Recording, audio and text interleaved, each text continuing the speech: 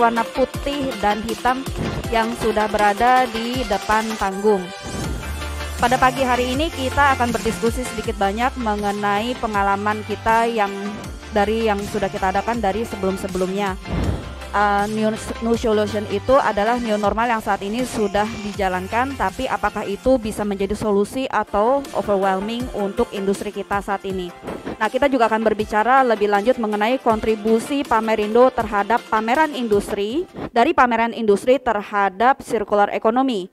Melanjuti dari circular economy, apa saja peran dan apa saja tantangan dan peluang yang sudah ada. Kan sekarang kan lagi hype banget ya bicara circular economy. Nah, itu nanti akan dibantu sampaikan oleh teman-teman dari IPR atau Indonesian Plastic Recycle. Dilanjuti oleh sebagai pameran industri kita ini saat ini, apa sih implementasi dan improvisasi yang ada, dan Ibu Lia dari Pamerindo akan menyampaikan lebih lanjut mengenai hal tersebut. Dilanjuti dengan packaging yang sudah ada di Indonesia yang industrinya memang sedang meningkat. Ada apa aja sih update dari industri packaging itu sendiri dan bagaimana solusi yang sudah hadir. Mengundang narasumber kita pada pagi ini, saya mengundang Ibu Lia Indriasari selaku Events Director dari Energy Engineering Manufacturing Series PT Pamerindo Indonesia. Kami juga mengundang Pak Ahmad Nuzuldin selaku dari Chairman dari IPR, dan tentunya juga dengan Pak Hengki dari Indonesian Packaging Federation. Kami undang untuk bergabung di panggung.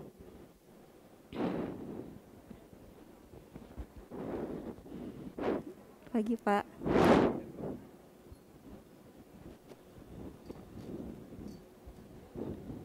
Baik, terima kasih kepada para narasumber yang sudah bergabung bersama kami pada pagi hari ini. Mungkin boleh langsung dibuka oleh Ibu Lia untuk sambutan pada pagi ini, Ibu. Silakan.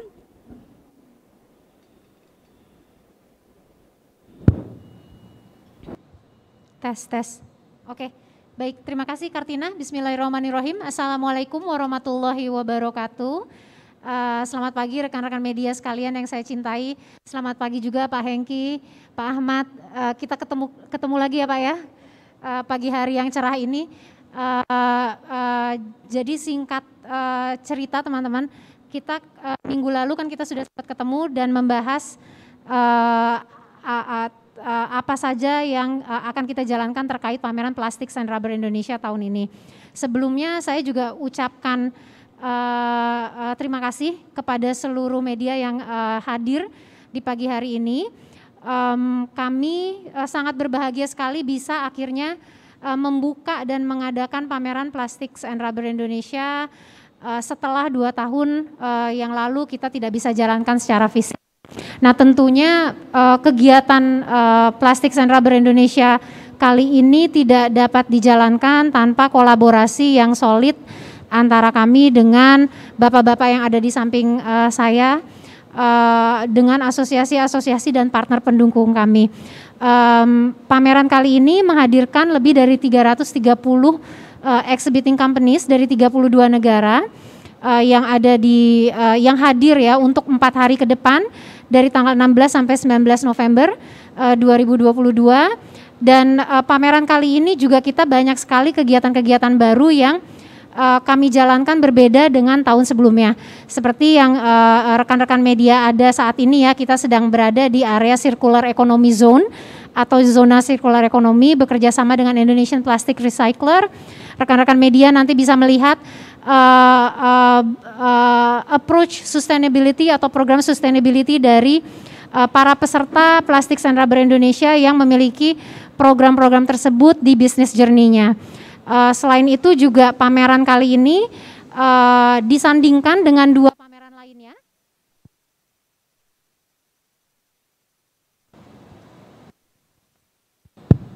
Oke, mohon maaf. Ya, disandingkan dengan 2 pameran. Oke, mohon maaf kepencet.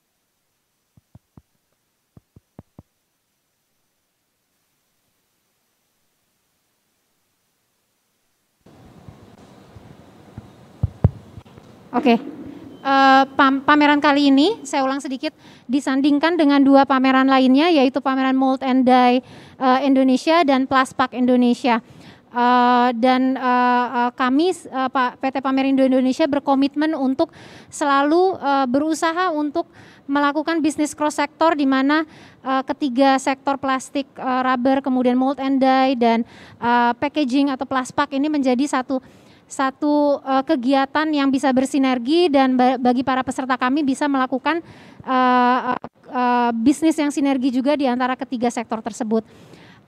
Itu, dan nanti bapak-bapak yang ada di samping saya juga, beliau-beliau ini akan menjelaskan kira-kira kegiatan-kegiatan apa saja yang nanti akan diadakan. Seperti IPF nanti akan ada tema-tema atau topik-topik seru yang akan dihadirkan di kegiatan IPF Member Gathering hari ini, rekan-rekan sekalian.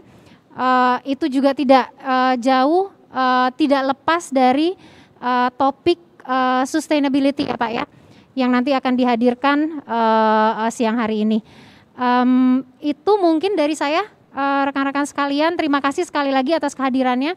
Terima kasih IPF dan IPR untuk supportnya yang sangat signifikan terhadap pameran kami, karena pameran kami ini sebenarnya edisinya edisi back to market, dan ekspektasi kita adalah bagaimana kita bisa hadir kembali, memberikan yang terbaik untuk platform yang terbaik untuk para exhibitor yang hadir di pameran kali ini.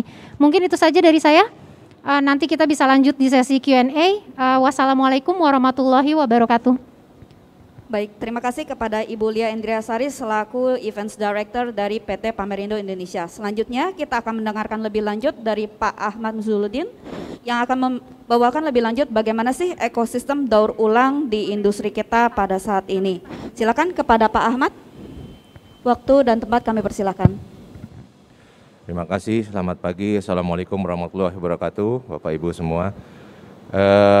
Saya mengucapkan terima kasih pada Pamerindo memberikan kesempatan, dan kami sangat menghargai sekali bahwa ada Pamerindo sudah mau peduli terhadap lingkungan dengan membuka zona sirkular ekonomi di acara PPRI 2022.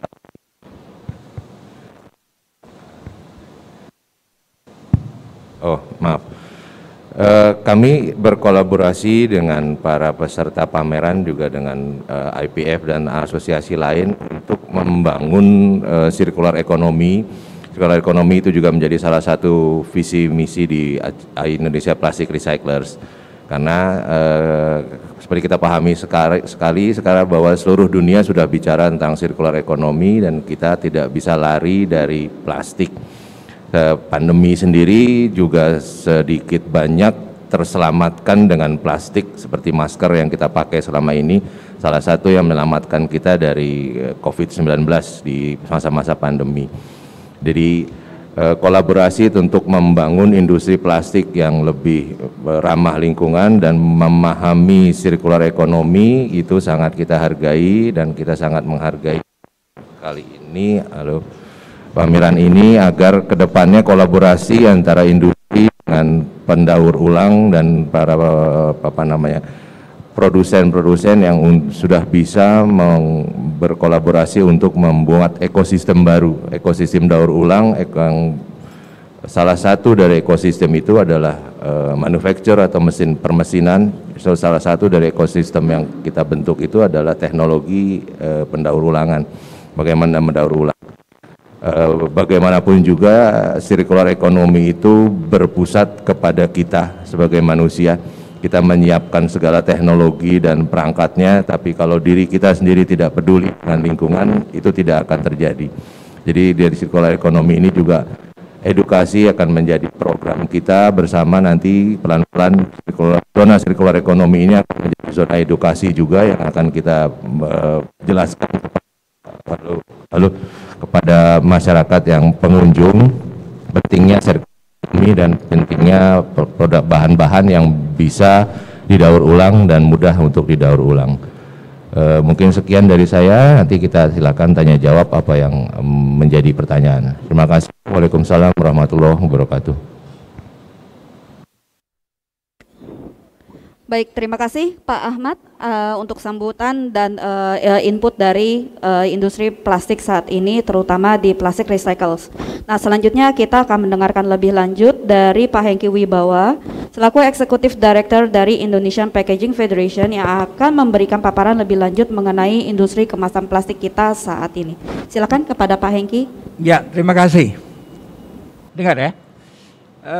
Ya, saya dari Federasi Pengemasan Indonesia, atau ya kita, karena kita go international, jadi kita pakai bahasa Inggris juga, Indonesian Packaging Federation, IPF. Ya, kalau kita berbicara packaging, mungkin Anda langsung terpikir hanya plastik dalam itu. Tapi tidak demikian adanya. Jadi packaging juga tentunya ada yang dari kertas, ada yang dari gelas, ada yang dari kaleng, ya. Dan itu adalah kemasan. Tapi memang yang paling besar adalah plastik. Nah, kalau saya melihat ini tadi, membaca ini Circular Economy Zone, jadi kita berbicara mengenai circular economy. Memang seperti tadi yang sudah disampaikan juga oleh Pak Ahmad dari IPR. Jadi kita harus membangun satu ekosistem yang dimana hari ini menjadi penting bukan hanya masalah sampahnya, limbahnya setelah tidak dipakai, khususnya dalam arti ini adalah kemasan, tapi juga kita harus melihat dari sisi yang disebut dengan carbon footprint. Jadi yang emisi karbon. Jadi pencemaran yang disebabkan oleh karbon. Dan itu yang menyebabkan climate change. Hari ini, bukan hari ini, mulai beberapa hari ini di Bali kan sedang dilaksanakan G20 event, dan itu go internasionalnya tentunya adalah juga berbicara mengenai climate change. Dan di sini yang ingin saya sampaikan bahwa circular economy itu menjadi penting, khususnya tadi kalau saya berbicara plastik lagi, bahwa mulai dari ketika kita mengambil atau membuat biji plastik, bahannya kan dibuat dari biji plastik dulu. Nah, biji plastik itu sendiri datangnya dari minyak mentah, ya, dari minyak mentah. Nah, itu yang kemudian dibuat menjadi biji plastik, dan biji plastik kemudian menjadi lembaran-lembaran plastik, bahan material yang dibuat untuk kemasan, dan kemudian menjadi kemasan, dan kemudian dibuang, dan itu yang ceritanya mencemari. Dan ini yang kemudian yang harus kita lakukan, circular economy, di mana pertama sebenarnya adalah tadi yang disebut dengan karbon, emisi karbon tadi, ya, itu sudah terjadi ketika kita mengambil minyak mentah itu tadi. Nah, kalau kita bisa mengurangi pengambilan minyak mentah itu dengan kita membuat satu daur ulang kembali dan kemudian dipakai kembali, itu kita akan mengurangi emisi karbon. Ya, jadi itu yang kita harus lakukan hari ini, circular economy itu. Dan kemudian yang kedua juga kita akan mengurangi pencemaran yang disebabkan oleh limbah itu tadi, kalau kita mengumpulkannya kembali dan memakainya kembali. Ya, jadi dan jangan lupa bahwa plastik itu bukan hanya kemasan itu termasuk yang paling kecil menurut saya. Pakaian Anda itu adalah dari plastik kebanyakan, ya, dari polyester, dari nylon, ya, itu adalah plastik, ya. Jadi itu juga artinya harus kita lakukan daur ulang. Jadi bukan hanya kemasan. Mungkin itu yang sebagai awal supaya ada sedikit gambaran. Jadi bahwa apa yang dimaksud dengan circular economy itu, selain artinya kita mengurangi terjadinya pencemaran lingkungan udara maupun di tanah, tapi juga tentunya yang penting lagi adalah bahwa juga ini menjadi satu kesempatan membuat bisnis baru hari ini dengan circular economy. Makanya namanya circular economy. Terima kasih. Baik, terima kasih Pak Ahmad dan Pak Hengki atas paparan pada pagi ini. Nah, selanjutnya kita akan memasuki dari narasumber kita terakhir yang sudah bergabung bersama kita secara online via platform Zoom pada pagi ini. Please welcome Pak Daniel Zurih Akbar, Kepala Subdirektorat dari Direktorat Jenderal Industri Kimia, Farmasi, dan Tekstil, Kementerian Perindustrian, yang pada pagi ini mewakili Pak Warsito. Ya. Terima kasih, Mbak. Selamat pagi, Pak Daniel. Pagi, Mbak Kartina. Boleh Jadi, kita tes dulu, Bapak? Ya, tes masuk nggak? Suara saya jelas? Boleh dites lagi? Tes. Ya, sudah. Masuk Silakan, ya, Bapak. kedengeran ya. Oke. Ya. Makasih Mbak Kartina. Selamat pagi Bapak Ibu sekalian. Assalamualaikum warahmatullahi wabarakatuh. Sedianya Pak PLT Dirjen kami yang akan hadir pada acara pagi ini, namun karena ada kegiatan lain yang sama-sama kita ketahui di Bali sedang ada G20, jadi rombongan menteri menyertakan Pak Dirjen dan Pak Dir untuk hadir di sana. Yang kami hormati Ibu Lia dan tim dari Event Director PT Pamerindo Indonesia, kemudian tadi ada sama-sama mentor kami di industri daur ulang Pak Ahmad Nuzuluddin, chairman-nya IPR, kemudian yang barusan yang saya hormati juga Pak Hengki Wibawa, eksekutif director dari IPF, teman-teman media yang selalu hadir mendukung perkembangan industri di Indonesia, kemudian seluruh peserta Forum Plastik and Rubber Indonesia 2022. Izin kami menyampaikan, ada slide-nya ya Mbak ya, kalau nggak salah ya Mbak? Ya. Highlight dari potret industri plastik dan karet saat ini adalah bahwa investasi sektor industri pengolahan untuk periode triwulan kedua tahun 2022 itu mencapai 127,3 triliun. Jadi naik sebesar 61,5% dibandingkan periode tahun lalu. Dari nilai investasi tersebut, sektor industri pengolahan berkontribusi sebesar 42,1 terhadap total investasi Indonesia triwulan kedua tahun 2022 yang mencapai nilai 302,2 triliun rupiah. Kemudian selama triwulan kedua kemarin tahun 2022, investasi PMDN sektor industri pengolahan sebesar 39,6 triliun, itu kalau dinilai naik 69,6% dibandingkan periode yang sama pada tahun lalu. Dan di sektor PMA, industrinya juga naik 87,7 triliun, naik sebesar 58%. Dari hal tersebut kita menandakan bahwa pasca pandemi COVID ini, Indonesia memiliki daya tarik investasi dengan besarnya pasar yang dimiliki, kemudian sumber daya alam yang melimpah, pertumbuhan ekonomi, serta adanya dukungan regulasi dari pemerintah. Kemudian selanjutnya kita highlight potretnya industri karet dan barang karet.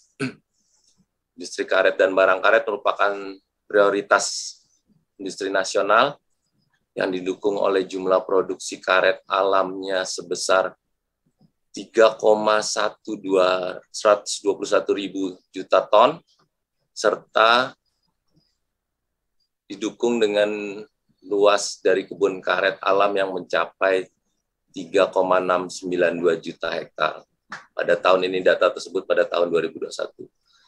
Pemerintah sendiri mendorong perkembangan sektor ini untuk memaksimalkan konsumsi karet alam domestik, serta mengembangkan sektor pendukungnya seperti industri karet sintetik, karbon black, dan bahan-bahan pendukung lainnya, serta yang saat ini belum diproduksi di dalam negeri. Semuanya itu berdasarkan rencana induk pemerintah. Industri karet merupakan industri prioritas bersama-sama dengan industri plastik, termasuk kategori industri pendukung yang perlu dikembangkan. Kemudian kita lihat industri plastik, potretnya.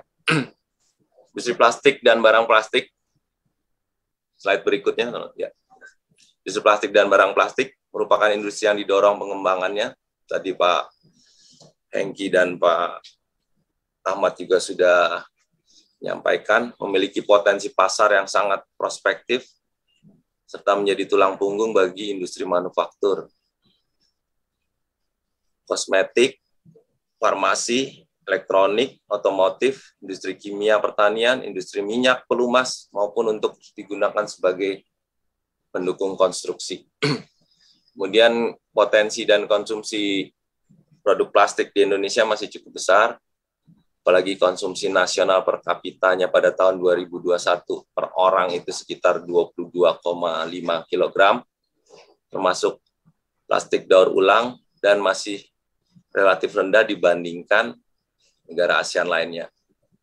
Selain itu, dengan adanya perkembangan industri petrokimia di dalam negeri, pertumbuhan industri fast moving consumer good yang cukup tinggi dari tahun ke tahun, serta prospek pasar ASEAN yang masih cukup tinggi, menjadikan peluang bagi kita untuk tumbuhnya industri plastik di Indonesia. Kemudian, industri plastik merupakan bagian yang tidak terpisahkan sebagai bagian dari konsep circular economy dalam pengolahan sampah plastik nasional, konsep yang didasarkan pada prinsip pemanfaatan kembali untuk memaksimalkan nilai ekonomi dari barang-barang sisa konsumsi. Dengan adanya peran industri plastik dalam penerapan circular economy, seperti mendesain material yang gampang untuk di-recycle, sumber daya berupa plastik yang akan terus termanfaatkan dalam suatu lingkaran ekonomi, sehingga dapat digunakan secara terus-menerus, yang kemudian tidak akan mencemari lingkungan kita. Pada pameran ini juga diharapkan dapat menumbuhkan minat investasi pada industri karet dan plastik utamanya, termasuk teknologi proses untuk pengembangan industri yang terintegrasi dari hulu sampai hilir, sehingga akan melengkapi rantai pasok industri nasional, serta dapat melihat reaksi dari perusahaan atas pola pikir konsumen yang semakin baik terhadap permintaan dan produk-produk yang lebih sustainable dan ramah lingkungan. Pada pameran ini juga diangkat topik ekonomi sirkular, merupakan upaya untuk memberikan motivasi dan inovasi kepada dunia usaha, sekaligus mendorong para pengusaha untuk mengembangkan industri dalam negeri yang melalui transfer teknologi terbaru dengan tingkat produktivitas dan efisiensi yang tertinggi, terutama dalam upaya pengembangan industri plastik dan karet hilir nasional di tengah kancah situasi kondisi pasca pandemi ini. Kami sangat mengapresiasi terkait adanya pameran ini, terutama beberapa program yang menarik. Dari pameran ini meliputi Circular Economic Zone, di mana merupakan salah satu wujud dukungan kepada pemerintah mempercepat implementasi circular economy di Indonesia.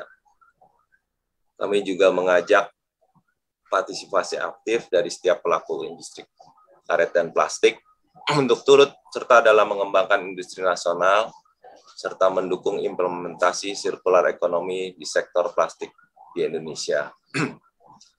Selanjutnya, pada akhir kesempatan ini kami mengucapkan selamat dan sukses bagi PT Pamerindo Indonesia atas terselenggaranya pameran Plastic and Rubber Indonesia 2022. Mari kita satukan langkah, saling berkontribusi, satukan visi, demi memajukan dengan kolaborasi yang dapat memberikan manfaat sebesar-besarnya bagi masyarakat, sehingga dapat mengantarkan Indonesia tercinta ini menjadi negara yang maju, makmur, sejahtera. Akhir kata, saya ucapkan terima kasih kepada seluruh pihak yang terlibat dalam menyukseskan penyelenggaraan pameran ini. Wabillahi taufiq wal hidayah. Assalamualaikum warahmatullahi wabarakatuh. Terima kasih. Baik, terima kasih kepada Bapak. Pak, sekali lagi terima kasih kepada para narasumber kita pada pagi hari ini. Kepada Pak Daniel, mohon standby untuk proses tanya jawab ya Pak ya. Oke, kepada teman-teman media sekalian, mungkin saya boleh menambahkan sedikit dari informasi yang sudah disampaikan dari narasumber kita sebelumnya mengenai partisipasi aktif. Salah satunya memang dari Pamerindo Indonesia sudah menciptakan Circular Economy Zone ini bersama dengan IPR. Jadi terima kasih kepada Pak Ahmad dan juga kepada Pak Wilson atas bantuannya dalam menyiapkan tempat ini. Bersama-sama kita sudah belajar cukup jauh ya mengenai inovasi yang harus kami terapkan di dalam Circular Economy Zone. Mudah-mudahan tahun depan itu area ini bisa menjadi lebih baik. Selain itu, inovasi produknya ada apa lagi dari Pamerindo? Bapak dan Ibu, teman-teman media sekalian mungkin sudah melihat dari badge yang diterima, kami menggunakan kertas craft atau kertas eco-friendly. Dan juga mungkin dari dari press release yang Bapak Ibu terima saat ini, itu pun juga sudah menggunakan kertas eco-friendly. Jadi kepada teman-teman media, itu adalah salah satu bentuk partisipasi aktif dari Pamerindo Indonesia untuk industri kita saat ini. Baik, saat ini kita buka untuk sesi Q&A. Kepada teman-teman media yang ingin bertanya, kita sudah punya bundle killer ya kepada narasumber kita yang sudah standby di sini. Mungkin ada juga yang mau bertanya kepada Pak Daniel, ada juga mau bertanya kepada Ibu Lia, Pak Ahmad atau Pak Hengki, kami persilakan.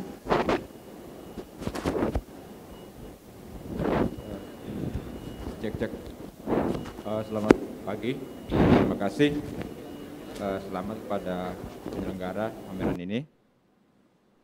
Yang jadi pertanyaan saya, Budi dari Koran Jakarta. Yang pertama untuk Ibu Lia, tadi disebutkan bahwa ada 32 negara yang terlibat dalam pameran ini. Kira-kira bisa disebutkan nggak kira-kira negara-negara mana saja yang membawa katakanlah inovasi teknologi yang terkait dengan circular economy ini yang mungkin dihadirkan di acara yang ada saat pameran saat ini. Kemudian mungkin kepada Pak Ahmad tadi, kalau boleh tahu Pak, kira-kira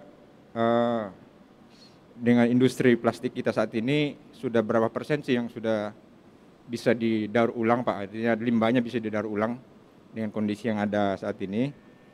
Dan mungkin kayak Pak Hengki tadi agak menarik ya Pak. Ya. Tadi disebutkan bahwa dari awal plastik itu sudah mulai menyumbang emisi gitu, dan ini yang akan coba dikurangi dengan katakanlah untuk mendaur ulang gitu. Ada studi nggak Pak kira-kira dengan circular ini itu ada reduce pengurangan dari untuk pengambilan bahan mentah itu untuk terkait dengan pengurangan emisi karbon gitu. Kemudian mungkin kepada Pak Ahmad yang dari Kemenperin ya tadi. Ini kan tadi saya lihat di datanya itu masih lebih banyak impor ya Pak untuk produk plastik ini dibanding ekspor deh. Nah, apakah sudah ada kebijakan dari pemerintah, misalnya yang boleh diimpor itu adalah bahan plastik yang bisa didaur ulang gitu. Jadi jangan sampai kita mengimpor barang tapi sampahnya ditimbun di sini nggak bisa didaur ulang. Makasih Pak. Baik, mohon maaf tadi Bapak dari Budi, Koran Jakarta. Koran Jakarta. Mungkin pertanyaan terakhir ditujukannya bukan ke Pak Ahmad tapi kepada Pak Daniel ya dari Kementerian Perindustrian. Oh, iya, baik, oke. Pak Daniel, maaf, apa mendengar pertanyaan yang disampaikan sebelumnya? Dengar Pak Budi tadi ya dari Koran Jakarta ya. Iya betul. Ya, mungkin boleh kami persilakan untuk Bapak menjawab dulu pertanyaan dari Koran Jakarta. Silakan. Oh iya. Baik, terima kasih Pak Budi dari Koran Jakarta bahwa industri plastik nasional itu kenapa bisa masih impor ya Pak ya? Karena memang kapasitas dari biji plastik yang kita punya seperti yang Chandra Asri, terus ada Indo Petro ini ya, juga belum cukup untuk mensuplai industri-industri plastik kemasan di Indonesia. Bahkan para industri daur ulang itu seperti yang Bapak tahu misalnya sekarang itu kayak kalau kita lihat ya Pak, botol plastik yang bekas itu PET itu banyak sekarang yang pengumpulnya Pak ya. Karena memang dibutuhkan sekali bagi industri daur ulang plastik di Indonesia. Nah, untuk itu ternyata yang lokal saja itu masih kurang, Pak. Jadi rebutan kalau lihat di pengumpul-pengumpul di daerah sekitar kita ya, Pak ya. Bapak suka lihat banyak tumpukan-tumpukan botol plastik yang dipres itu digunakan kembali untuk industri daur ulang. Dan ternyata jumlah tersebut masih kurang. Untuk data lengkapnya mungkin nanti kita bisa ini ya, surplusnya berapa, defisitnya berapa kita bisa jelaskan Pak. Gitu Pak kira-kira.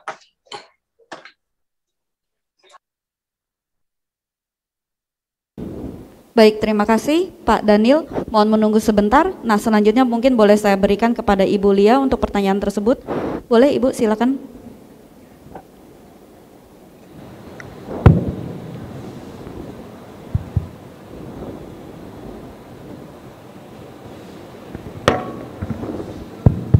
Tes. Oke.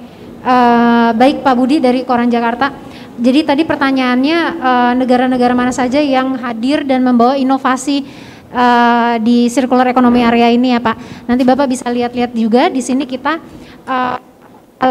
walaupun memang mostly adalah lokal, kita ada satu dari Thailand dan satu dari Singapura Pak. Kemudian juga nanti ada salah dua pengisi acara kita yang dia dari Germany dan Austria Pak. Tentunya mereka akan bicara juga dan menghadirkan produk-produk inovasi terkini di sektor circular economy. Nanti kalau Bapak lihat bisa di sekitar sana ya Pak ya, itu ada 2 produk, tapi yang paling penting Pak sebenarnya lokalnya juga banyak. Jadi Bapak bisa keliling nanti dan melihat bahwa memang dari konsep circular economy dalam bisnis journey perusahaan Indonesia juga tidak kalah menarik Pak sebenarnya. Mungkin itu Kartina, semoga menjawab ya Pak. Baik, terima kasih Ibu Lia. Mungkin kepada teman-teman media ada yang masih mau bertanya lagi, kami persilahkan. Pak, bagaimana? Oh, Pak Hengki silakan. Oke. Mungkin sebelum menjawab itu tadi sedikit mungkin koreksi tadi Pak Daniel. Jadi plastik yang disuplai, yang diproduksi oleh Chandra Asri dan sebagainya yang dalam negeri, itu bukan hanya untuk kemasan ya, kembali lagi, bukan hanya untuk kemasan plastik itu. Plastik kembali lagi saya bilang bisa untuk pakaian, bisa untuk otomotif dan sebagainya. Jadi sebetulnya plastik itu banyak pemakaiannya. Tapi saya di bidang kemasan. Jadi kalau menjawab tadi, apa yang saya paparkan tadi mengenai carbon emission tadi, banyak studinya di mana-mana banyak sekali. Tapi sebagai Anda semuanya yang ingin mengenal ini, Anda Google aja yang namanya Life Cycle Assessment Method. Ya, itu Anda bisa menghitung sendiri setiap jenis plastik, setiap produk, termasuk kertas misalnya, itu bisa diukur life cycle assessment ininya, angkanya. Anda Google aja. Ya, jadi ya saya tadi bilang bahwa termasuk kertas dalam hal ini. Contohnya kenapa? Karena kertas itu kan dibuatnya dari kayu, dari pohon. Ketika Anda menebang pohon, maka Anda akan mengurangi penyerapan karbon yang disebabkan oleh pohon itu. Jadi makanya sering dikatakan jangan kita merambah hutan, karena kita dengan itu kita mengurangi penyerapan karbon itu yang mencemari lingkungan kita. Makanya kembali lagi, termasuk kemasan kertas, walaupun temanya pameran ini adalah plastik, saya ingin sampaikan ya, yang namanya kertas kalau mau disebut ramah lingkungan adalah yang didaur ulang juga sebetulnya ya. Tapi saya katakan banyak lagi tuntutannya kalau untuk kemasan, khususnya untuk kemasan makanan, bahwa dia juga harus layak untuk makanan, tidak meracuni kita kemudian. Karena sering daur ulang ini juga bisa menyebabkan komponen-komponennya yang kemudian akan meracuni kita. Itu yang berbahaya. Nah, itu tentunya harus dilakukan pengetesannya juga. Demikian. Baik, terima kasih kepada Pak Hengki. Nah, mungkin dari teman-teman media masih ada yang mau bertanya, kami persilahkan. Kalau ya silakan. Mohon dapat diinformasikan nama dan institusinya, silakan Pak. Cek 12. Terima kasih, perkenalkan Ibu, nama saya Zakir dari Harian Rakyat Merdeka Online RMID Bu. Untuk Ibu Lia mungkin Bu, minta pandangannya dong Bu tentang event daerah terpemerindo ini terhadap masalah plastik di Indonesia itu seperti apa Bu? Minta pandangannya Bu terkait tentang event direktur Pemerindo ini terhadap sektor plastik di Indonesia itu seperti apa? Terus untuk Pak Ahmad nih, Pak, bagaimana sih solusi dari IPR dalam membangun ekosistem daur ulang dalam implementasi circular economy itu seperti apa, Pak? Terus buat Pak Hengki mungkin Pak aspek apa saja sih Pak yang akan disupport nih dari PF untuk mendorong pertumbuhan industri kemasan plastik? Itu aja sih Pak, makasih. Baik, terima kasih. Tadi Bapak dari Harian Merdeka, Rakyat Merdeka. Oke, baik, mungkin boleh dibantu dulu dari Ibu Lia untuk bantu menjawab. Silakan. Oke, Pak Zakir dari Rakyat Merdeka Online ya. Terima kasih pertanyaannya Pak. Jadi kalau melihat tadi pertanyaannya sangat general sekali, bagaimana pandangan kami terhadap event Plastics and Rubber Indonesia. Yang pasti kami ingin menghadirkan sesuatu yang lebih jauh dari sekedar pameran ya Pak. Makanya juga kita bekerja sama, berkolaborasi dengan berbagai macam asosiasi, seperti contohnya mengadakan area sirkular ini Pak, dan mengangkat tema-tema yang sebelumnya tidak menjadi fokus dari Pamerindo itu sendiri ya, tapi kali ini kami sangat fokus sekali untuk menebarkan value-value baik lah. Kalau untuk exhibition sendiri, seperti yang kita ketahui, exhibition merupakan platform untuk mempertemukan pembeli dan penjual, kurang lebih seperti itu ya Pak. Jadi yang ingin kami hadirkan lebih jauh dari memberikan platform itu. Tentunya juga memberikan insight-insight yang menarik seputar isu-isu hangat ya di sektor plastik. Kemudian juga menghadirkan berbagai macam pakar yang ahli di bidangnya untuk bisa sama-sama menyebarluaskan ilmunya gitu Pak. Jadi sesuatu hal yang lebih jauh dari sekedar mempertemukan penjual dan pembeli. Tentunya kami juga ingin menghadirkan yang terbaik. Semoga proses bisnisnya itu bisa berjalan, tapi ada add-on-nya banyak sekali, yaitu mendapatkan insight ketika hadir ke area pameran ini dan bisa mendapatkan insight-nya juga secara for free. Itu yang pertama. Dan yang kedua, kami juga ingin menghadirkan konsep ini melalui konsep online. Jadi acara seperti contohnya kegiatan kita pagi hari ini juga kita adakan secara hybrid bagi para pengunjung yang tidak bisa mendengarkan secara langsung. Semua sesi-sesi kami hadirkan juga secara online. Jadi mereka bisa menikmati dan mendapatkan insight-nya kapan saja. Itu pandangan kami terhadap pelaksanaan plastik rubber kali ini, dan kami insya Allah kami optimis ya bahwa usaha yang kami jalankan ini insya Allah akan memenuhi target dan memberikan yang terbaik kepada para eksibitor kami. Itu saja mungkin. Baik, terima kasih kepada Ibu Lia. Selanjutnya Pak Ahmad dulu. Silakan Pak. Oke, terima kasih. Mungkin saya jawab dua pertanyaan. Yang pertama Pak Budi dan dari koran Jakarta tadi ya, lalu Pak Askar dari Rakyat Merdeka. Jadi collection rate di Indonesia itu Pak yang selama ini menjadi masalah. Jadi yang terolah itu kurang lebih berdasarkan data-data yang ada itu baru sekitar 23% dari jutaan ton seperti yang Bapak lihat dari tayangan perindustrian tadi. Kenapa? Karena ada proses barang itu sampai ke industri daur ulangnya yang saat ini sangat bermasalah. Kita bicara itu collection rate. Kenapa itu bermasalah? Di plastik itu memang ada dua. Ada yang harganya tinggi, barang-barang yang value-nya tinggi, ada yang low value. Kenapa ada yang low value dan high value? Balik lagi, bukan salah plastiknya, tapi kita belum bisa menciptakan marketnya untuk yang low value. Seandainya ada yang market yang baik untuk barang-barang yang low value, pasti dia akan senilai. Itulah adanya pameran dan teknologi-teknologi baru yang kita butuhkan agar produk-produk yang low value itu dengan tambahan chemical atau dengan tambahan aditif bisa menjadi high value dan bisa menjadi produk. Lalu saya menjawab juga pertanyaan yang dari Rakyat Merdeka, Pak, yang kita butuhkan adalah kolaborasi. Seperti yang tadi Pak Perindustrian sudah menceritakan bahwa Pak Jokowi sendiri sudah push terus masalah lingkungan dan masalah bagaimana menggiatkan UMKM. UMKM ini salah satu ekosistem yang paling besar di industri daur ulang, yaitu adalah lapak, pemulung, dan bank sampah, TPS 3 dan sebagainya.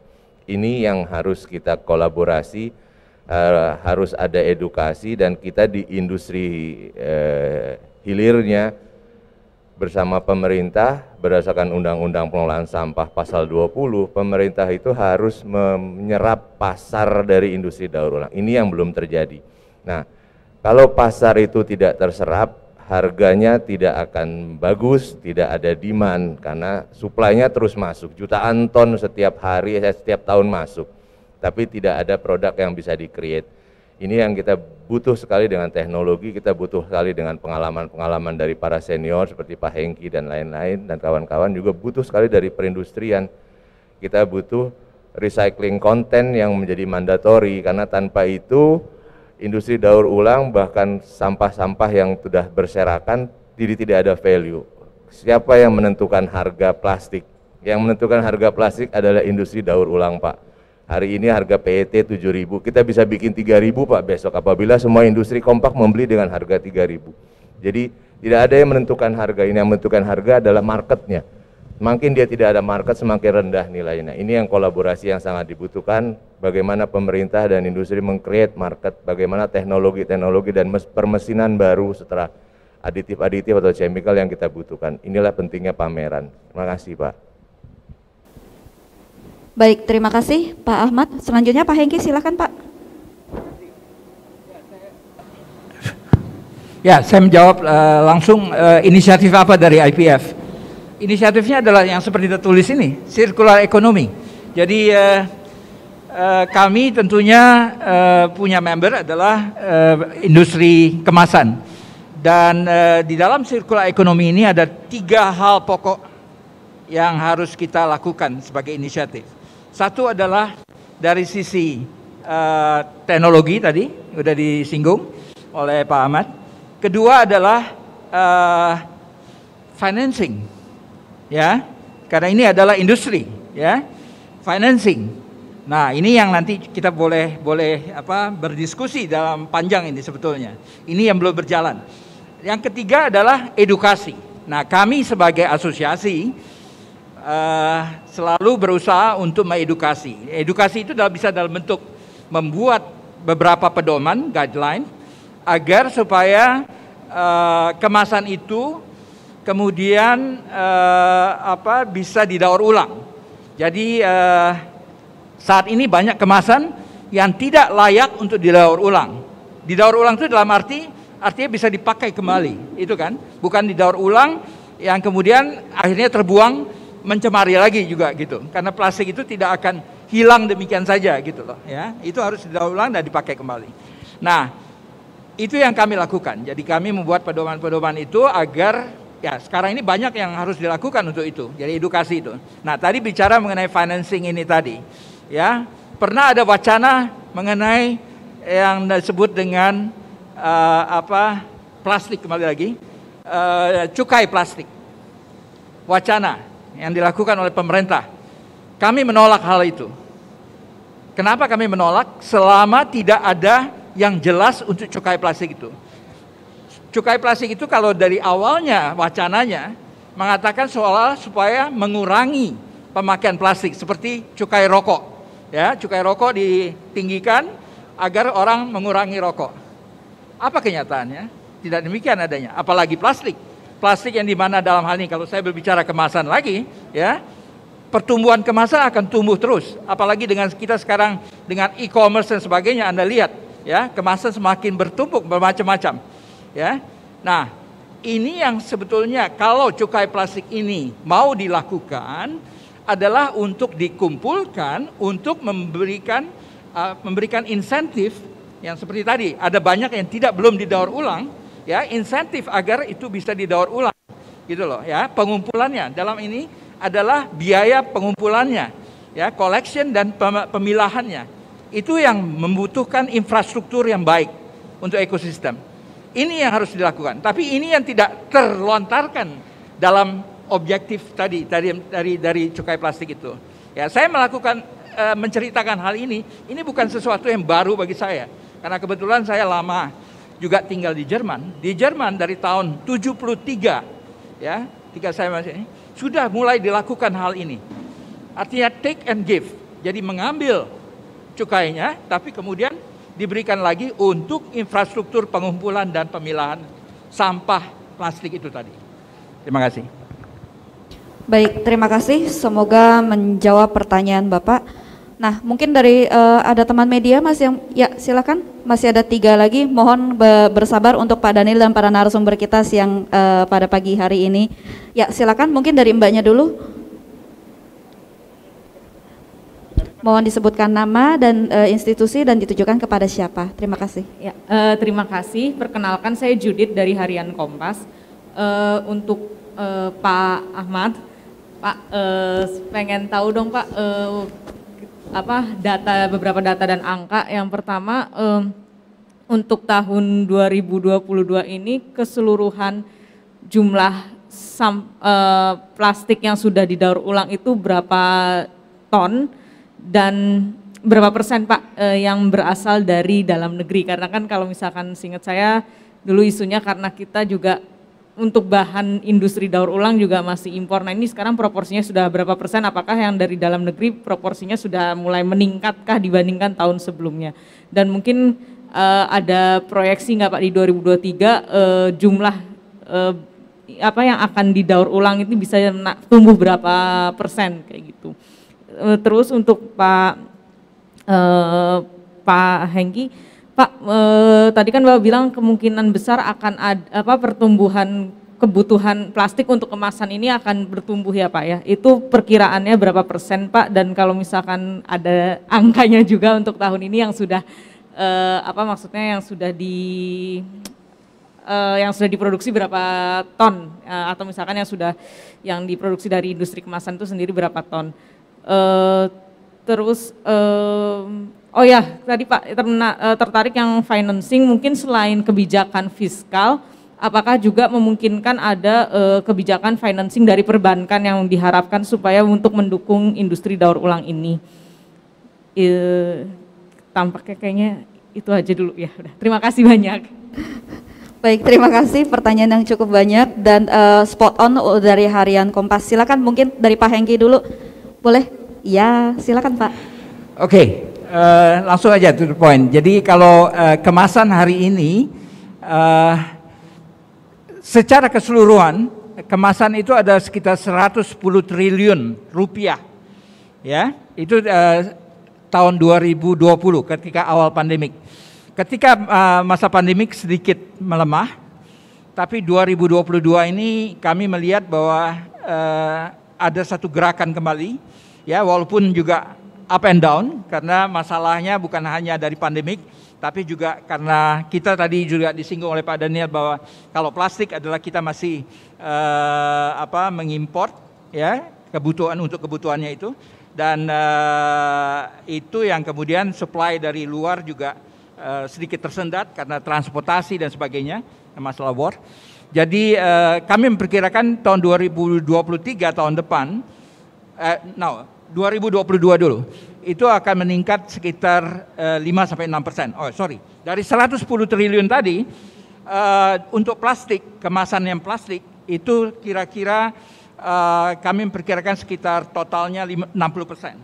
60%, itu terdiri dari kemasan yang disebut kemasan fleksibel, itu yang terbesar, 45%. Fleksibel itu contohnya adalah untuk snack, untuk Indomie lah, saya sebut aja Indomie yang paling banyak ya, itu adalah kemasan fleksibel kita sebut.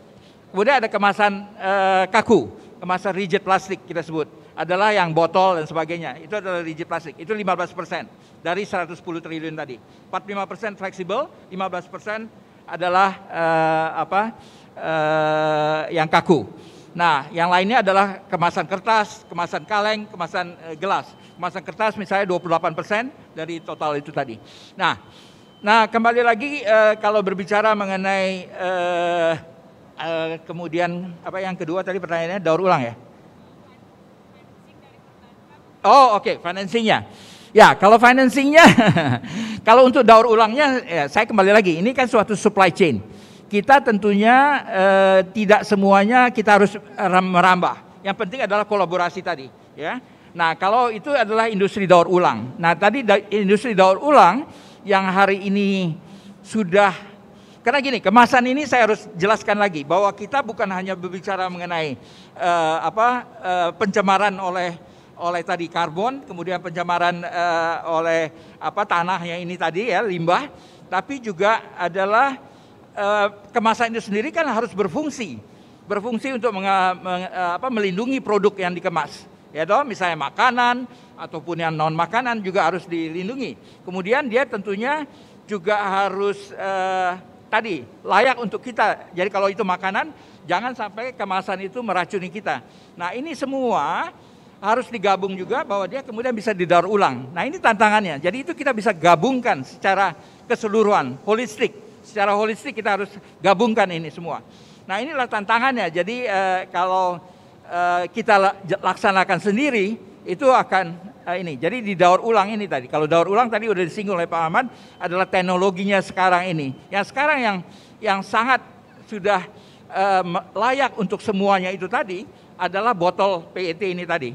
Ini udah beberapa perusahaan yang kemudian mendaur ulang dan langsung membuat menjadi botol kembali, ya. Boleh disebut. Ya, di Cikarang ada, di Pasuruan ada, ya. Itu ada pabrik-pabriknya, dan di lain-lainnya juga. Artinya plastik itu bisa dibuat menjadi bahan fiber lagi untuk misalnya tekstil dan sebagainya. Ya, Anda sering lihat iklannya di Metro TV, sering ada iklannya itu mengenai itu. Ya, jadi kalau dibilang financing dari itu ya tentunya itu dari kelayakan nanti bahwa bisnisnya itu, ya, industri itu benar-benar layak atau tidak, ya itu dari bank.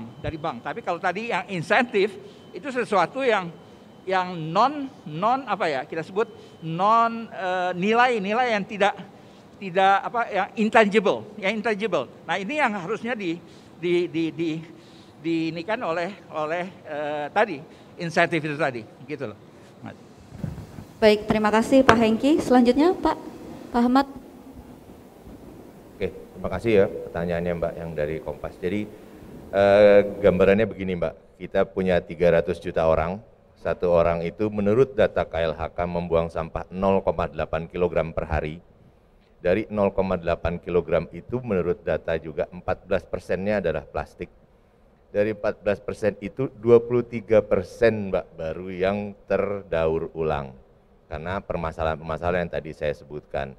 Jadi kalau data detail apa rupiahnya ya mungkin bisa dihitung sendiri ya, tapi kurang lebih ya dari 300 juta penduduk ya kira-kira hanya baru segitu.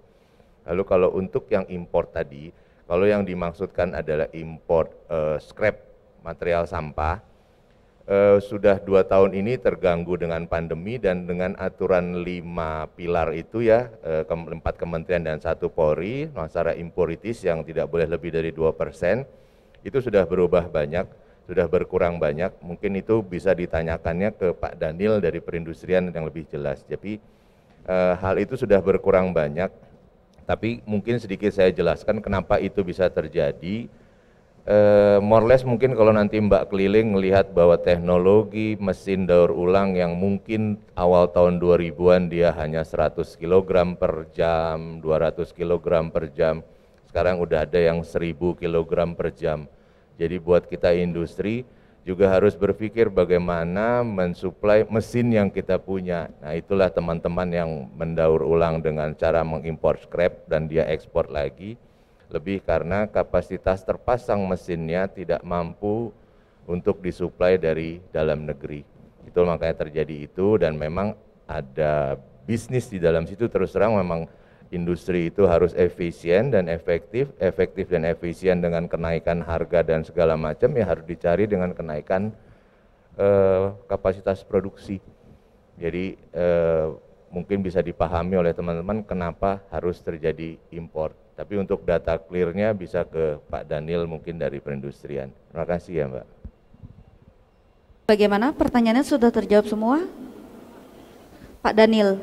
Oke, baik, mungkin ada tambahan dari Pak Daniel. Silakan Pak Daniel. Ya, terima kasih. Betul yang dikatakan Pak Ahmad tadi bahwa kalau kita bandingkan dari tahun 2020 ya, itu angka impor daur ulang, bahan baku daur ulang plastik itu 180.000 ton.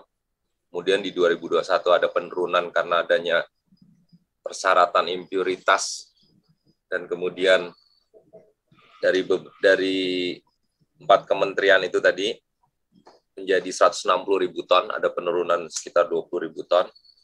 Kemudian mungkin ke depannya juga akan turun karena botol PET itu sekarang karena kasus banyaknya pencemaran di dalam botol itu akan dihapuskan. Jadi saya rasa yang selama ini banyak itu kan dari botol ya, botol PET. Mungkin ke depannya akan turun terus jumlah impor bahan baku daur ulang. Ya, gitu kira-kira. Terima kasih. Baik, terima kasih Pak Daniel. Mohon standby sekali lagi untuk para narasumber kita siang hari ini, dan mungkin kepada teman-teman media masih ada yang bertanya tadi. Oke, Masnya silakan. Perkenalkan, nama saya Fauzan dari Bisnis Indonesia. Saya mau tanya ke Pak Hengki. Pertama tadi sempat disinggung soal cukai Pak ya. Jadi dari Pak Hengki mengatakan menolak cukai plastik dan alih-alih memberikan cukai harusnya pemerintah memberikan insentif gitu untuk membangun infrastruktur daur ulang. Nah, saya mau minta diperjelas aja Pak, infrastruktur seperti apa sih yang dimaksud, dan kira-kira berapa gitu nilai investasi yang diperlukan oleh industri untuk ngebangun investasi daur ulang ini. Kedua tadi itu juga soal ini pasar. Jadi kan tadi dibilang kalau nanti ada output produk yang akan dilempar ke market ya untuk plastik. Nah, itu bentuk produknya seperti apa ya Pak? Baik, silakan Pak, langsung saja dijawab.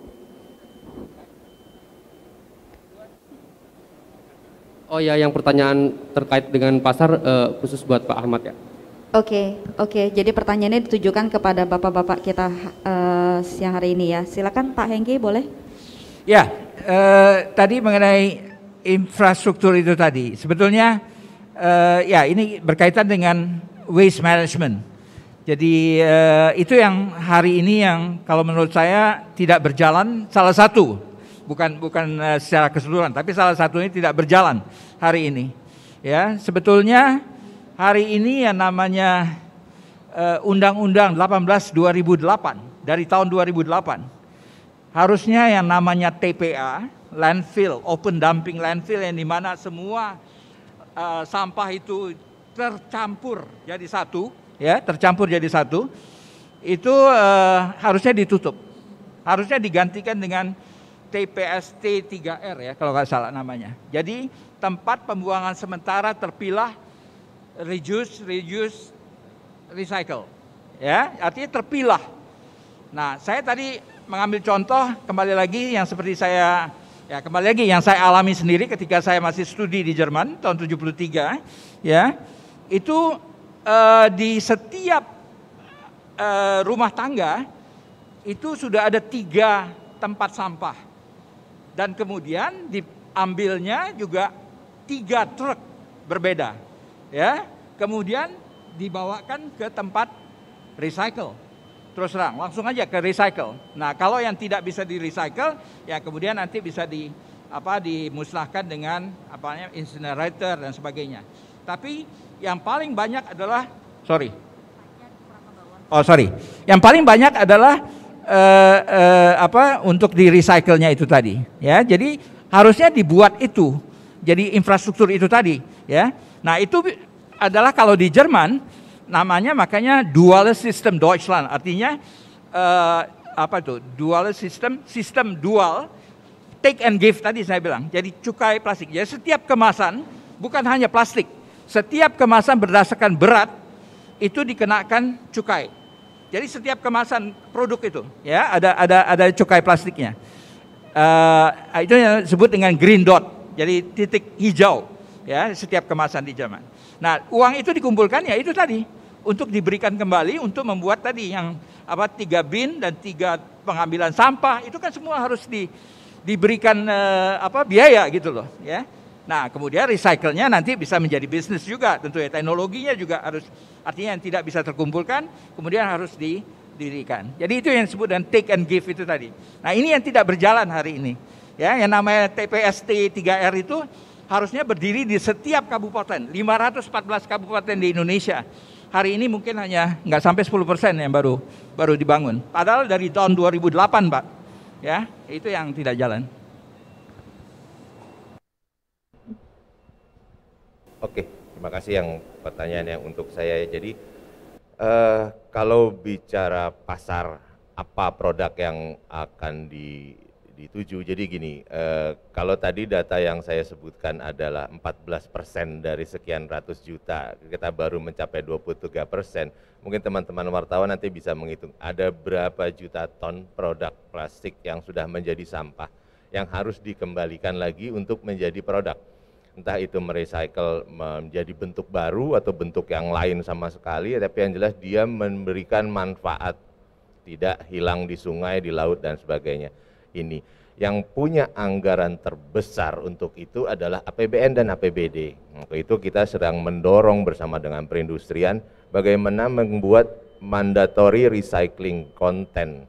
Jadi tingkat kandungan daur ulang yang mandatori untuk produk-produk yang mungkin tidak food contact atau mungkin tidak sama sekali tidak kena dengan manusia atau kena dengan makanan apalagi. Itu sangat banyak sekali di sisi konstruksi, di sisi pertanian, di sisi industri-industri, hanya untuk sekedar menjadi palet, hanya untuk sekedar menjadi bungkus semen, apa mungkin bisa, atau mungkin bungkus pupuk dan lain sebagainya ya. Ini yang kita mencoba mendorong ada tingkat kandungan daur ulang yang mandatori, karena anggaran terbesar yang dimiliki adalah APBN dan APBD. Kita mungkin berharap dari masyarakat, ya memang harus dari masyarakat juga berharap, tapi itu bukan harus yang menjadi prioritas. Menjadi prioritas adalah pemerintah juga punya kemauan yang kuat untuk menyelesaikan permasalahan sampah, bukan hanya sekedar bersih-bersih pantai, bersih-bersih sungai, bersih-bersih jalanan. Itu tidak ada solusi, hanya sekedar pencitraan. Yang kita butuhkan adalah solusi bagaimana menyelesaikan, bagaimana memberikan market. Marketnya apa? Ya kita sama-sama buat. Teknologinya apa? Ya sama-sama kita cari. Intinya plastik bisa didaur ulang, kalau bisa tidak bisa didaur ulang, dia bisa dirubah bentuk menjadi yang lebih bermanfaat. Ini yang harus sama-sama kita pahami agar selesai satu persatu permasalahannya. Terima kasih ya Mas. Ya, baik. Terima kasih kepada Pak Ahmad dan Pak Hengki. Apakah sudah cukup menjawab, Mas? Sudah ya, oke. Terima kasih sekali lagi dari Bisnis Indonesia. Dan terakhir mungkin ada pertanyaan tadi dari Mbaknya, silakan. Makasih, saya Dwi dari Majalah Mix. Pertanyaan pertama untuk Ibu Lia. Ibu untuk memastikan ini nanti mesin-mesin daur ulang yang akan dipamerkan di sini berapa Ibu ya jumlahnya. Kemudian yang kedua untuk Pak Ahmad. Pak Ahmad, kalau boleh tahu kenapa ya Pak ya produk-produk kreatif hasil daur ulang itu harganya jauh lebih mahal gitu dibandingkan produk kreatif lainnya ya, misalkan baju dari hasil daur ulang, kemudian tas dari hasil daur ulang itu lebih mahal. Padahal kan sebenarnya kalau dia jauh lebih murah artinya demand-nya menjadi lebih tinggi. Itu mungkin bisa dijelaskan. Kemudian yang kedua Pak, edukasi yang dilakukan oleh IPR ini apakah dalam bentuk di zona sirkulasi sirkular ekonomi, apakah hanya sampai di sini atau akan ada follow up-nya Pak? Karena yang saya tahu nih ya Pak ya, saya kebetulan di rumah memisahkan sampah plastik, sampah kertas dan sampah organik Pak. Dan ada yang ngambil sih ya setiap harinya, tapi kebetulan si yang ngambil itu udah stop, udah nggak ngambil lagi. Akhirnya saya kasih ke tukang sampah atau dinas sampah yang setiap minggu datang ke rumah. Udah saya pisahkan tuh Pak 3, tapi sama mereka digabungkan padahal udah saya bilang gitu. Nah ini apakah juga melakukan edukasi Pak ke si pengambil sampahnya, terutama yang itu Pak, yang dan itu kan rutin ya Pak, setiap minggu ke perumahan-perumahan dan mereka menggabungkan itu, sementara dari konsumen sudah melakukannya, tapi dari pihak pengumpulnya malah justru digabungkan kembali. Ada nggak Pak upaya edukasi untuk itu Pak? Makasih. Baik, terima kasih dari Majalah Mix. Nah, gue demen nih kalau ada yang curhat nih pagi-pagi gitu kan, ada yang curhat kenapa lebih mahal, karena kita juga suka beli barang-barang recycle, atau barang-barang apa namanya yang eco-friendly tapi lebih mahal. Ya, silakan. Tapi mungkin boleh jawab dulu dari Ibu Lia untuk percentage yang ada di sini. Silakan Ibu. Oke, terima kasih Mbak pertanyaannya. Untuk kurang lebih produk mesin yang mengarah ke proses daur ulang, kurang lebih sekitar 10% dari produk yang ditampilkan Mbak. Jumlah pastinya punya datanya, tapi dari segi persen kurang lebih sekitar 10%. Itu mungkin dari saya. Bisa lanjut selanjutnya Pak Ahmad ya. Oke, terima kasih ya Mbak dari Mix ya tadi kalau nggak salah. Jadi mungkin ada perbedaan antara recycle dengan upcycle ya Mbak. Kalau yang ibu-ibu nganyam tas dari packaging lalu dibikin tas, dibikin dompet, ya itu mungkin bukan bersentuhan dengan industri, itu hanya kerajinan. Itu memang harganya mahal dan hanya dijual kalau ada event ya Mbak, kalau nggak salah benar begitu ya Mbak. Lalu kalau kenapa bahan-bahan daur ulang harus lebih mahal? Ya betul, untuk kita bisa menghargai jerih payah ekosistem yang kita bentuk. Ekosistem itu dimulai dari orang yang ngorek-ngorek sampah, sampai dia harus mencuci, dia harus memilah dan segala macam. Itu jauh lebih panjang dan memang membutuhkan biaya yang besar. Apalagi dengan mixed waste di Indonesia yang sampah itu masih tercampur dengan organik, biaya untuk pembersihan atau pemilahan organik dengan anorganik lalu menghilangkan kotoran protein yang ada itu memang biayanya jauh lebih besar. Mungkin itu semua nanti akan berubah apabila kita tadi yang seperti saya bilang bahwa circular economy itu adalah slogan, ada ekosistem di situ, tapi ada kita ini yang harus benar-benar paham dulu kenapa sih harus bersirkular, lalu kenapa sih jalurnya harus seperti itu dan adakah kepedulian dari kita. Nah itu yang penting. Kalau memang sudah ada itu semua, ketergantungan kita sama pemerintah seperti yang tadi Pak Hengki bilang masalah infrastruktur, yang Mbak tadi bilang bahwa di rumah udah dipilah-pilah tapi digabung lagi, itu kejadian hampir di semua tempat karena tidak adanya infrastruktur pendukung. Mungkin kalau kita menghitung lah ya, teman-teman media suatu saat bisa menghitung misalnya kota Depok atau kota Bogor, berapa jumlah sampahnya, lalu hitung berapa sih jumlah armada truk yang mereka punya, berapa sih armada gerobak dan orang yang mereka punya, apakah memungkinkan? Pasti semua jawabannya tidak. Jawabannya adalah tidak. Kenapa? Ya karena budgeting dan karena memang kemampuan pemerintahnya harus segitu. Kenapa tadi saya bilang mindset kita harus berubah ya, kita juga tidak bisa 100% melepaskan kepada pemerintah, kita harus punya komunitas-komunitas yang memang willing to, mempunyai kemauan untuk itu. Kita di IPR juga banyak edukasi, kemarin terakhir di Anyer bersama teman-teman dari Chandra Asih mengedukasi sekolah-sekolah. Ini sekarang juga teman-teman masih ada yang di Bali mengedukasi untuk teman-teman di TPS di Bali supaya Bali bisa bersih dalam acara G20. Edukasi seperti terus kita lakukan, tapi memang terus ketemu dengan hambatan yang sama, yaitu infrastruktur. Infrastruktur ini ya kita bisa berlepas tangan ya udah itu urusan pemerintah ya, kita juga harus punya kemauan untuk membantu menyelesaikan masalah itu. Seperti apa ya nanti mungkin akan banyak solusi, sebetulnya akan ada banyak solusi, pelan-pelan intinya yang akan kita tarik dulu adalah marketnya, supaya produk ini semua ada nilai. Pada saat supply and demand ini berimbang, maka harganya juga akan memadai. Bank sampah yang dibentuk, program bank sampah itu program KLHK, edukasi masalah pemilahan itu juga yang paling sulit. Bank sampah mengumpulkan tapi dia tidak bisa memilah, mungkin ke depannya tenaga pilah itu akan lebih mahal dari tenaga medis.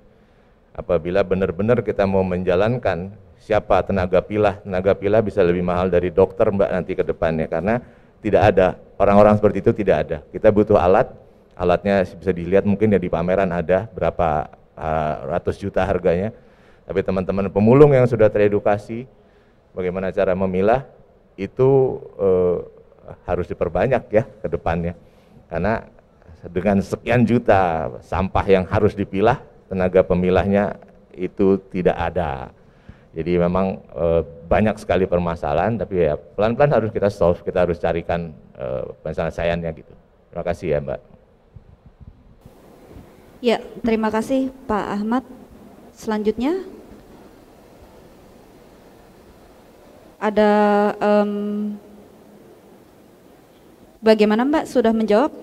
Sudah cukup menjawab ya? Oke, ada tadi saya sempat lihat ada satu media yang mau bertanya, apa masih ada pertanyaan terakhir kita sebelum kita tutup sesi hari ini dengan berkeliling ke Circular Economy Zone kita. Zona Circular Economy pertama yang kita adakan di industri plastik dan karet Indonesia, dan pertama kalinya diadakan dengan bangga saya sampaikan di pameran kami melalui Pamerindo Indonesia kolaborasi dengan IPR. Tidak ada? Oke, baik, kalau begitu mungkin boleh saya sudahi dulu sesi dengan Pak Daniel. Pak Daniel, terima kasih sekali lagi sudah standby, sudah bersama kami melalui platform online Zoom. Terima kasih Pak Daniel atas kehadirannya. Ya. Pamerindo ya. Iya, terima kasih Bapak. Mungkin kita pameran 4 hari, kalau sempat boleh Pak, jangan ke Bali, ke pameran gua aja ya Pak ya. Ya, oke. Terima kasih Pak Daniel dan teman-teman dari Kemenperin atas kehadirannya pada siang hari ini. Nah, mungkin sesi pada Q&A pada pagi ini kami selesai dulu, kami sudahi dulu. Boleh mungkin kepada Bapak dan Ibu sekalian yang sudah standby di sini untuk proses foto bersama. Ya. I would like to invite Ben Wong, Country General Manager PT Pamerindo Indonesia, to join to the stage.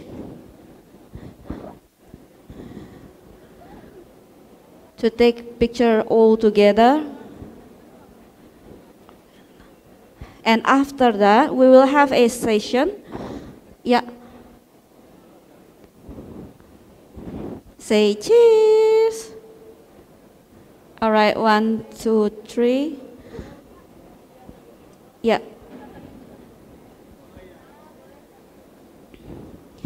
Sekali lagi kepada teman-teman media, setelah dari sesi ini kita akan berkeliling ke booth Circular Economy kita, tabletop kita. Kepada teman-teman dari Panera, Pertamina boleh standby di tempatnya masing-masing, dan selanjutnya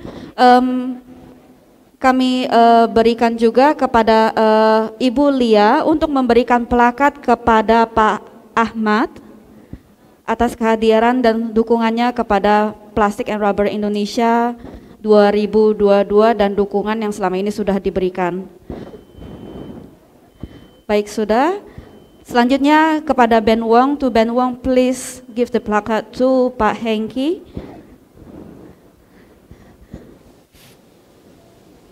Atas dukungan kepada Plastic and Rubber Indonesia sejauh ini.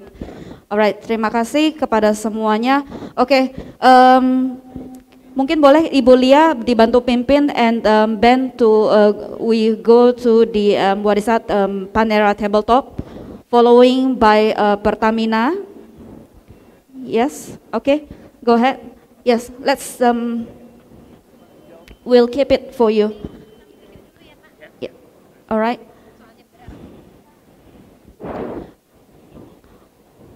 So to all media, you may follow Ibu Lia to check the tabletop that our exhibitor has been preparing for this circular economy zone. Dan kepada teman-teman media mungkin mau melihat apa sih yang sudah ditampilkan dari PT Pertamina Petrochemical. Mungkin boleh diberikan mic supaya Pak Masri bisa menjelaskan dengan baik.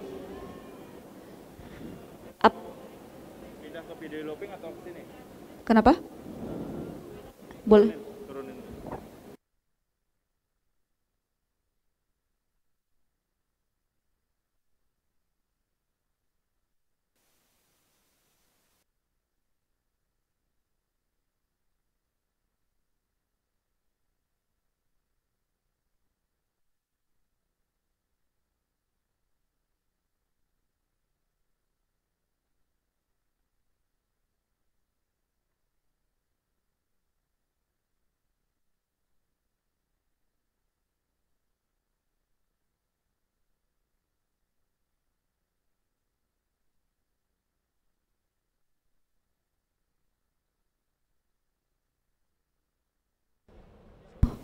Ya, mungkin boleh Pak Masrinya diberikan mic. Silakan Pak, maaf.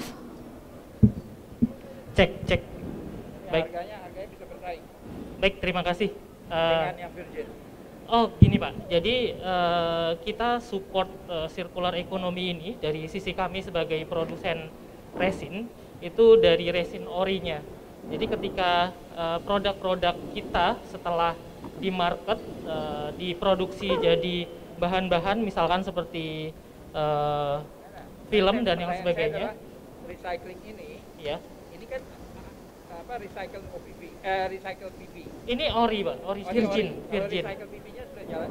Recycle PP-nya belum, tapi kualitas kita bisa di recycle sampai beberapa kali. Itu sih Pak. Yang... Oke. Tapi kan recycle PP-nya sudah mulai dijual atau tidak? Oh, belum Pak, belum. Itu pertanyaan saya. Jadi berarti pertanyaan saya kemudian recycle PP-nya itu bisa bersaing harganya dengan virgin ini atau tidak? Oh iya. Tantangan yang kedua lagi. Karena tadi infrastruktur yang belum berjalan baik, ya, untuk mendapatkan harga yang layak untuk sama dengan harga virgin PP itu yang menjadi pertanyaan. Iya Pak, betul sekali. Saya setuju Pak. Jadi beberapa pemain lain di Thailand maupun di Middle East juga seperti itu. Harganya lebih mahal. Itu dia. Nah itu yang menyebabkan tidak berjalannya juga gitu. Iya. Jadi itu yang harus dibereskan dulu infrastruktur kita makanya. Iya Pak. Itu tadi. Iya Pak. Tapi yang jelas ketika pemain recycle, pebisnis atau investor yang ingin melakukan recycle, sebenarnya beberapa produk kami yang telah dijadikan film atau barang-barang plastik lain itu bisa di recycle kembali dengan kualitas yang tidak terdegradasi sampai beberapa kali. Artinya itu sih. Itu benar. Ya. Kalau polyester bisa sampai 17 kali. Ya. Polyester tadi botol to botol itu bisa 17 kali. Iya Pak, PET lebih mudah ya, udah komersil di beberapa industri karena memang botol itu udah full virgin 100%. Mengumpulkannya juga lebih mudah. Ya. Jadi mungkin secara ekonomis bisa mudah diimplementasikan. Ya. Mungkin dari saya itu Pak. Terima kasih banyak Pak. Baik, nah dari Pertamina kita muter nih ke Panera. Panera merupakan salah satu partner kita dalam mempersiapkan circular economy dan saya suka banget salah satu desainnya yang sudah disediakan. Mungkin dari Pak Wilson bisa bantu menjelaskan. Silakan Pak Wilson. Mic-nya boleh diberikan mungkin? Ya.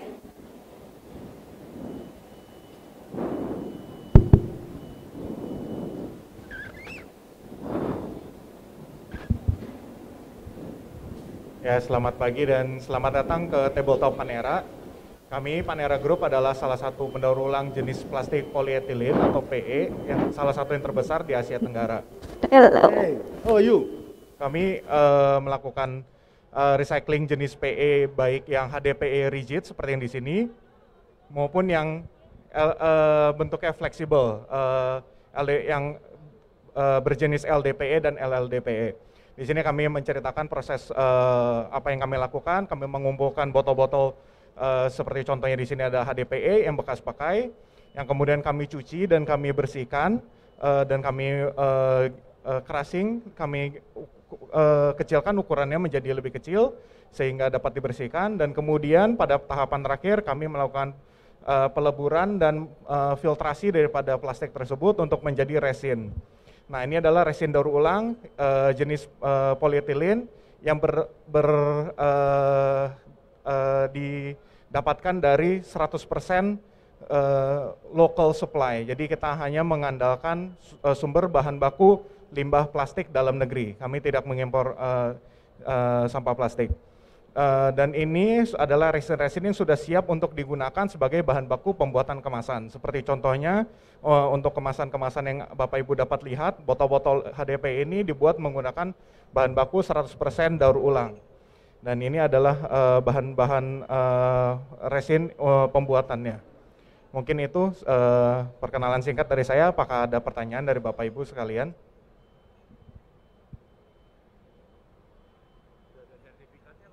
Oh ya, untuk sertifikat kami sekarang untuk perusahaan kami telah memiliki sertifikat ISO 9001 dan ISO 14001 sistem manajemen mutu dan sistem manajemen lingkungan. Untuk produknya sendiri kami sudah melakukan berbagai uji lab dan sudah banyak yang kami miliki termasuk untuk pengujian logam berat, kandungan berbahaya dan sebagainya. Pada saat ini kami juga sedang melakukan proses sertifikasi halal. Dan kedepannya akan ada beberapa sertifikasi lagi seperti Global Recycling Standard yang akan kami lengkapi juga. Mungkin ada pertanyaan lagi? Baik, mungkin ada dari teman-teman media ada pertanyaan, silakan. Mohon diingat untuk Circular Economy Zone ini akan standby selama 4 hari berturut-turut hingga acara selesai. Jadi kepada teman-teman media yang masih penasaran dan masih mau melihat bisa langsung datang ke acara Plastic and Rubber Indonesia. Gimana Pak Wilson, mungkin ada yang mau ditambahkan atau dari Pak Ahmad cukup?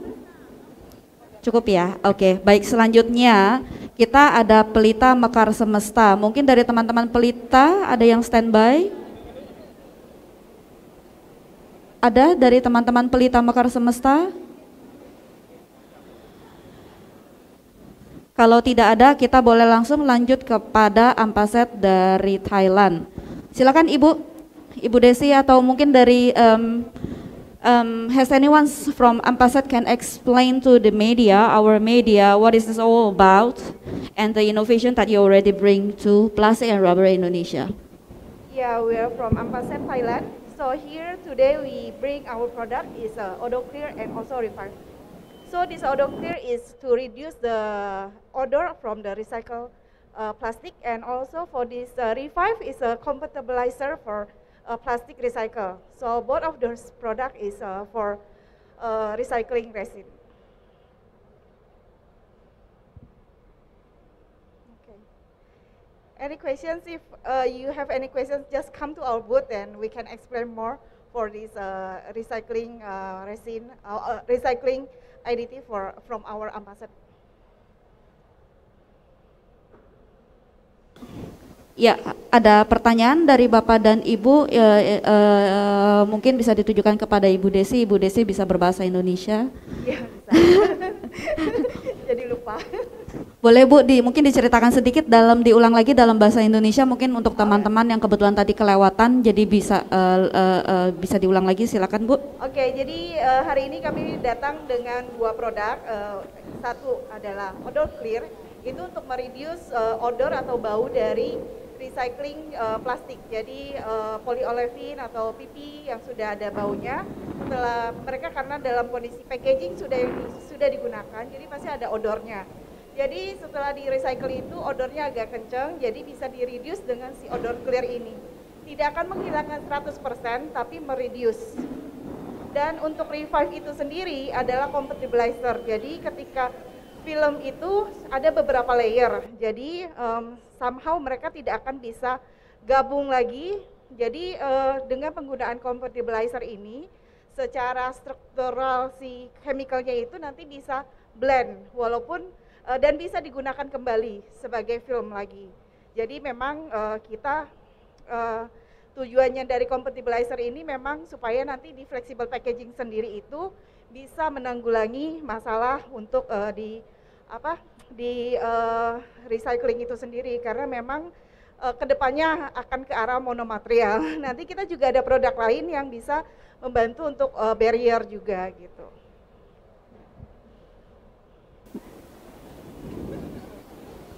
Mungkin karena Bu Desi udah menyinggung-nyinggung mengenai kemasan, ini yang saya mau jelaskan juga. Jadi seperti tadi ada pertanyaan juga, artinya kita akan mengarah kepada kemasan yang nantinya bisa didaur ulang. Nah, contohnya yang paling gampang, Anda tahu misalnya kemasan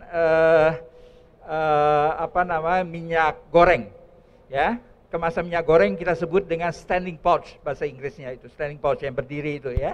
Nah, itu adalah lapisan daripada bahan yang berbeda sebetulnya. Nylon ya, itu biasa dipakai untuk di baju juga, nylon, dan PE, LLDPE namanya ya, itu digabung. Nah, kalau kita mau mendaur ulang, ini tidak akan bisa didaur ulang. Nah, dengan tadi yang dijelaskan Bu Desi bahwa ada aditif yang bisa ditambahkan ke situ, ya, sehingga compatibilizer artinya membuat dia menjadi sejenis, bisa digabungkan, maka dia bisa didaur ulang. Bisa didaur ulang artinya dipakai kembali, bukan didaur ulang yang kemudian dibuang ya. Didaur ulang itu bisa dipakai kembali. Nah itu contohnya. Jadi dia akan menimbulkan satu bahan baku yang bernilai kembali. Terima kasih. Kedepannya juga bisa dipakai untuk ready to recycle film, ya, untuk si compatibilizer itu sendiri. Baik, terima kasih Bu. Tes. Ya, oke, terima kasih dari Pak Hengki dan Ibu Desi Ambassad Thailand. Mungkin selanjutnya kita boleh ke tetangganya sedikit, ngelesot sedikit kita ke Milikan Asia dari Singapore. Okay, please explain a little bit what do you have on the tabletop, shall we? Sure. Hello. Good afternoon. My name is Samuel Yap. I represent Milikan Asia. So Milikan, we are an additive supplier. We provide specialty additives, especially for polypropylene. Here you can see clarified high transparency polypropylene using our additive, which is a clarifying agent. So Milat NS8000, the most advanced clarifying agent, it also helps in sustainability because this high advanced clarifying agent gives energy savings during the production of all these transparent parts. We also have a Hyperform series, which is a nucleating agent. So this has also have energy savings for injection molding, but also can solve a lot of problems, sink marks, stiffness, warpage. And for example, now we talk about recyclability. If the recycled PP has a lot of problems, you can also use this to improve the performance. We also, maybe just one last one, is something we are promoting called DeltaMax. DeltaMax is a very new performance enhancement for impact copolymer. Also, if you have recycled or virgin, if you do not have enough melt flow, do not have enough impact, this can help to enhance both melt flow and impact at the same time. So basically, specialty additives to solve many problems, especially for polypropylene and some for polyethylene as well. Thank you. Okay, thank you, sir. Ada pertanyaan mungkin dari teman-teman media. Nah, buat teman-teman media kalau sudah melihat dari mungkin Milikan Asia atau teman-teman yang ada booth-booth yang ada di sini, tabletop yang ada di sini, mereka memiliki booth di Plastic and Rubber Indonesia. Silakan kunjungi booth masing-masing. Selain itu saya juga ingin menyampaikan bahwa kami ada sesi untuk Tech Talk atau seminar yang diadakan untuk mendukung Circular Economy Zone ini. Jadi Bapak dan Ibu, apabila ada pertanyaan boleh ditanyakan, boleh standby. Siang hari nanti kami ada acara lagi. Jadi kalau sekarang belum ada pertanyaan, boleh nanti kita bisa langsung bertanya ketika sesi seminar nanti. Ada pertanyaan mungkin untuk Milikan Asia? All good? Oke, baik, terima kasih. Dari Politama, teman-teman Politama ada yang standby? Iya, silakan Bapak. Nah, kepada baik kita thank you very much Milikan Asia for the explanation, well done. And then we're going to booth tabletop dari Politama Propindo, silakan. Nah, ini ada tas-tas cantik yang sudah Bapak Ibu lihat. Ini merupakan tas hasil bukan dari baru ya Pak ya? Barangnya nggak baru ya Pak, silakan. Oh ya, oke, perkenalkan saya Teguh dari Politama Propindo. Kita adalah penghasil resin polipropilen, lokasinya di Balongan dengan brandnya Masplen. Nah, ini adalah salah satu produk ya hasil circular economy dari salah satu pelanggan kita. Jadi di mana kemasan yang kita pakai buat resin polipropilen ini kan dari bahan HDPE itu kemudian didaur ulang, dicacah kembali, dibuat pelet, kemudian dari salah satu pelanggan kita itu memberdayakan UMKM di sekitar plannya gitu ya, di sekitar pabriknya, mereka memberdayakan UMKM untuk membuat tas-tas seperti ini gitu. Jadi ini dibuat dari bag produk kita, bag produk Masplen yang dari bahan HDPE itu kemudian dibikin semacam strap gitu ya, lalu dianyam oleh UMKM di sekitar lokasi pelanggan kita gitu. Jadi ini semua menggunakan bahan dari kemasan kita gitu. Ya, Baik. mungkin itu aja. Ya, terima kasih. Mungkin dari teman-teman media ada yang mau bertanya atau Ibu Lia mau menambahkan, Pak Hengki? Cukup kalau dari kami yang pasti menarik sekali Mas produk-produknya. Iya, jadi untuk teman-teman kalau misalnya memang baru melihat Politama kayaknya baru tas-tasnya doang. Jangan khawatir, nanti masih belum selesai. Ada beberapa barangnya lagi jalan dari kantor ya Pak ya. Gitu. Oke. Nah, untuk teman-teman media kalau misalnya ada mau bertanya kami persilakan. Kalau tidak ada mungkin cukup Pak Teguh. Ya, terima kasih sekali lagi kepada teman-teman media. Mungkin sesi siang hari ini boleh kami sudahi. Terima kasih sekali lagi kepada Pak Hengki, Executive Director dari IPF, dan Pak Ahmad Nuzuluddin, Chairman dari IPR, dan juga teman-teman dari media. Terima kasih sekali lagi. Mungkin Ibu Lia boleh di samping saya sebentar. Nah, kepada teman-teman media sekali lagi kami berterima kasih atas kesediaannya untuk datang dan hadir di press conference Plastic and Rubber Indonesia 2022. Kami, saya Kartina Lidiawati dan Ibu Lia sangat senang sekali menyambut teman-teman di sini, terutama di area yang baru kami buat bersama dengan IPR, sekali lagi pertama kalinya di Indonesia. Apabila Bapak dan Ibu ada pertanyaan, kami akan hadir di sini selama 4 hari. Memang press conference-nya bertempat di sini, tapi kita ada acara pagi dan siang hari. Jadi dimulai dari jam 10. Untuk jadwal siangnya dimulai dari jam 2. Jadi kepada teman-teman media ataupun misalnya dari teman-teman yang dari visitor dari luar mau datang ke sini boleh juga, atau misalnya bisa juga lihat melalui Pamerindo Smart Apps yang bisa di-download di Google Store ataupun di Apple Store. Terima kasih sekali lagi atas kehadirannya pada siang hari ini. Saya Kartina Lidiawati dan Ibu Lia Indrasari, Event Director dari PT Pamerindo Indonesia, pamit undur diri. Apabila ada kata-kata yang salah kami mohon maaf, dan terima kasih sekali lagi sudah berkunjung. Selamat siang dan sampai jumpa di acara selanjutnya.